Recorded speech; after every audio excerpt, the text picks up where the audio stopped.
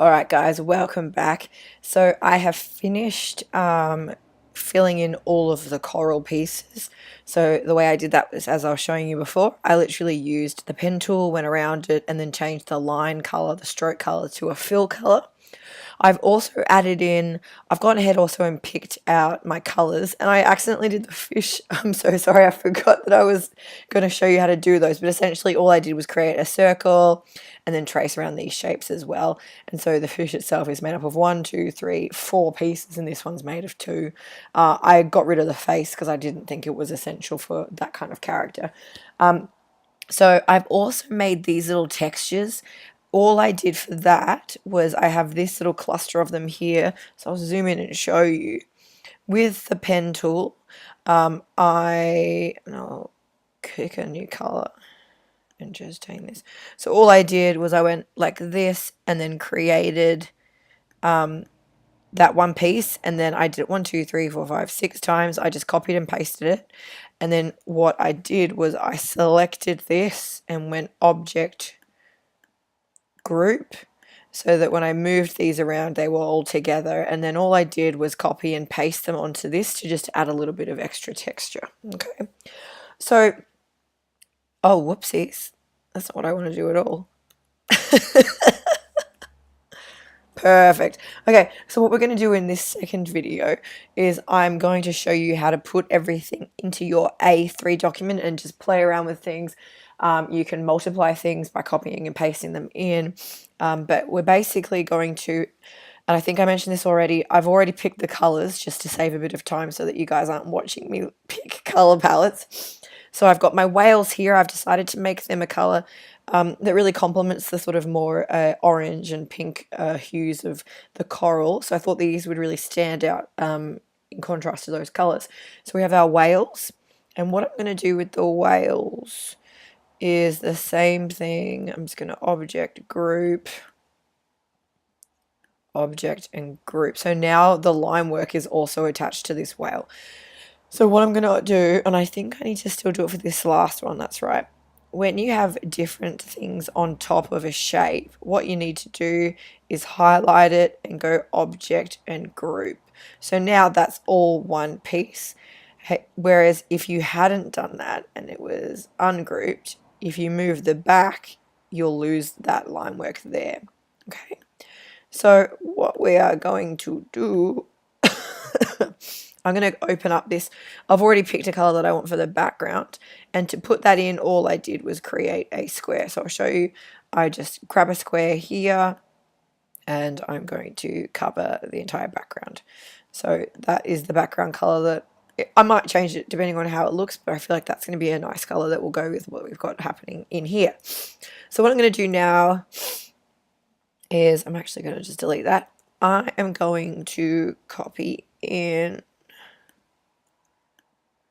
all of the coral. So Command C, I've just highlighted that there. Command V. So I'm going to just drop them in, and this will allow me then to just move them around the page. So I'm just going to keep it selected. Might even just make them slightly larger so that when we have placement of them, we can have some of them.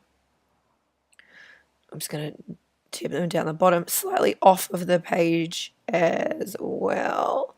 And that way when you print it, you'll have the bottom parts here will be disappeared. It will look like a real coral setting. Alrighty, so let's start by just moving things around, finding a nice spot. Oh, I think they are actually grouped by accident. Alright, so I'm going to need to, these are all groups already. Alright, I'm going to need to regroup this again. So I'm just going to select this. I'm holding shift, I'm deselecting that and this piece, and I'm just going to go object and group. Alright, so now we can zoom in and we can start actually putting pieces in different places. So I'm going to move these all off the actual page for now, and that way I can multiply a few of them at a time, and just like play around with the layout. So what you guys need to do as you're doing this, I obviously haven't been because I'm just doing this to show you guys how to sort of set it up. But if you can do screenshots, so that is Command Shift and 3 as you go, that can go in your folio to show working and how you're sort of planning things. So what I'm going to do for this one, I am going to put this one here, and I'm also going to go Command C, Command V, and multiply that one, and then go Object, and there should be Transform, Reflect, and I'm going to flip that, and I'm just going to move it there, and I might do one more, and it could even go down there. So remember, you're not going to see anything that's off this board when we're done. So I'm going to move just to create a nice, interesting, dynamic sort of layout. I'm also going to now just add in some of these pieces. And so basically all you really need to do for this part of it is move these pieces around and figure out your layout. Your layout will have already essentially been determined in your drawings that you've done, but this can just be another way of figuring things out. So see when I click on this one, how it is hidden behind that other piece. If I want this piece to be the very, very front piece, I would go Object, Arrange, Bring to Front, and now it's sitting in front of that coral piece. And you can do that to any of your items, and it just helps to add a new sense of depth that you wouldn't get if you weren't able to move those things around. So now we can add in this piece of coral here, or I might even want to move it to there. How does that look? That looks pretty cool actually. And then I'll copy it again and then transform. Is there a way I can do horizontal flipping? Reflect. Okay, and then for this one over here, I want to send it to Arrange, Send Back. Oh, Arrange, Send to Back. I want to be the very, very back. Oh, whoops, I forgot that we have the background color here, so we'll go Object, Arrange, Bring Forward. So now we have it sitting behind the coral pieces, and we'll bring this one in too. And I want that one to be at the front. Object, Arrange, Bring to Front. And then we have these very, very sweet. Now, I want these little pieces at the bottom to be in front of everything. So I'm going to highlight them already. And then go Object, Arrange, Bring to Front. So now these are at the very, very front of it. So they're going to be in front of everything else that they are near. So we can just put them anywhere we like. So I might put... Now the good thing too is if I really didn't like this color being on top of that, because you can't really see it, I can click on this, get my eyedropper tool and change its color. Although, oh whoops, because it's grouped, it's now changed the color of the white as well. So we'd have to ungroup it and then change its color. Instead, at the moment, I kind of just want to move it perfect to there. And then we might put this one here. Keep that one like that. And we might even have this one there. Cool. All right, so we've got our little sea of coral. I might actually change the color of this one to that. Beautiful. All right, and I'm going to arrange, Object, Arrange, Send to Back, Object, Arrange, Bring Forward. So it's just sitting in the background there. I think it looks really nice. And then I'm going to copy and paste another one over here just to fill in some of that space. And I quite like the look of it being on top there. That looks really great. And then I'm going to put this extra piece of coral here. And I'm going to copy and paste another one of those. Transform, reflect. And so to get a lot of the different things that I'm doing, I'm just right-clicking on the objects. And then I'll also Object, Arrange, Send to Back, Object, Arrange, Bring Forward. So you can do a lot of stuff with just copying and pasting and moving these around. What we'll do now is we'll get the whales in. Excuse me. My voice is going to give out, guys. And then we can even position these where we want them as well. It'd be really great, I think, if these sort of looked like they were behind some pieces of the coral. So what I'm going to do first is just find a place that I want to put them, and then I will send them back accordingly. So I think that's, well, maybe they should be closer together. It could be an asymmetrical composition. No. It obviously still is an asymmetrical composition. Maybe we can make this parental whale a little bit bigger. Or even keep it where it was. Yeah, beautiful. All right, so now I want to make sure that there is some coral in front of this one. So there's two different ways I can do that. I can zoom in and I can either click on this piece of coral and go Object, Arrange, Bring to Front. And now it's sitting in front of our whale. And depending on how long, oh, that's a bit long. I don't know if I want that in front. And then this one here, I might go Object, Arrange, Bring to Front. So that way it's kind of showing that there is some depth to this image and the whale is hidden behind the coral. If I were to bring this one in front of it, so Object, Arrange, Bring to Front, it could also look quite interesting as if the little whale is being protected, and we could even just move it up like this. I didn't think I would like that, but I actually think I do. This piece here I might bring to the front too. Object, Arrange, Bring to Front. And, oh, I think that looks great. Fantastic. All right, so we obviously have quite a lot of space up here as well that we could add some kind of like dots in or some like air bubbles. And I did have a scan about air bubbles, but I think at the moment there's quite a lot going on down here that it could be nice to leave just a little bit of breathing room up the top, so no patterns up there.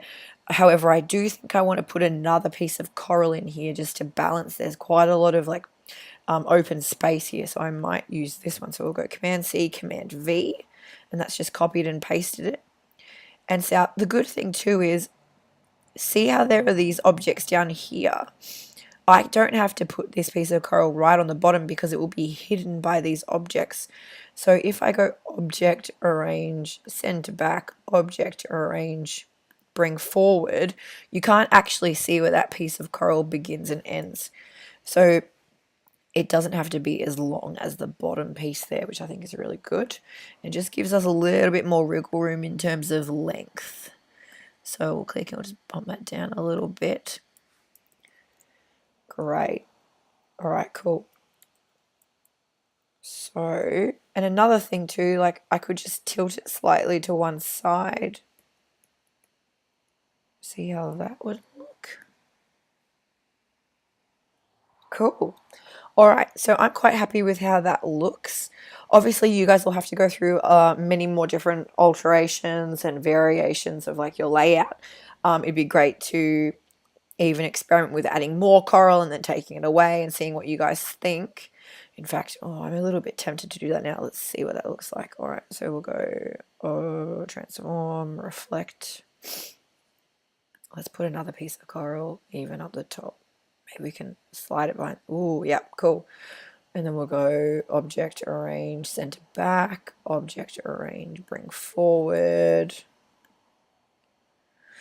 I think we might be overdoing it now, actually. So let's just see.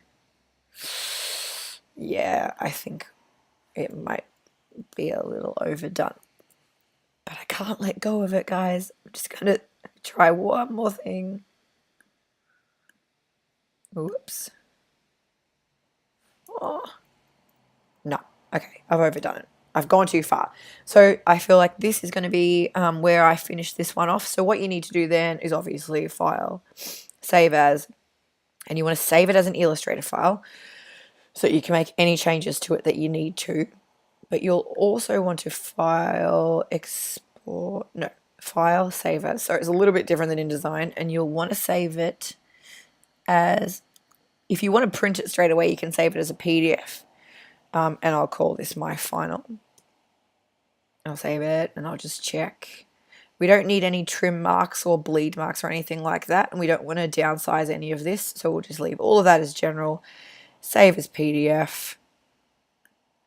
And then once that has saved, that should be in here. Beautiful. All right. So I just realized how ridiculous I sound when I'm talking about art. And so then this is the final.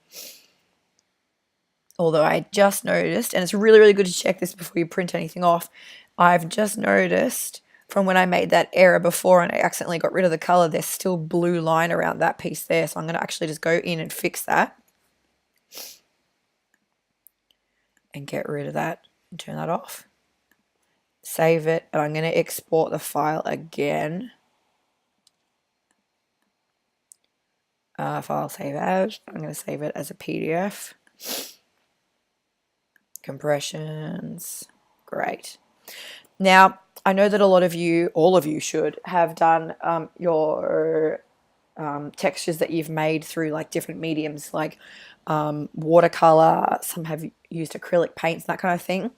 That is something that we can use if you're interested. If you wanted to add some extra textures into this, that was the purpose of those, to add some sort of like more tangible textures that would appear to be sort of like have a sort of more hand-drawn quality to them for this. However, if you're happy with your design once you've done it digitally like this, like I'm pretty pleased with this, it could perhaps have some texture in this section of the whale, or even the background could be using one of the textures, then we can implement that and put it in as well next week. But if you're happy with your final being digital, then that's fine as well. However, it is one requirement of the brief or of the task that you have to create those textures by hand as well. So let's look at this full screen.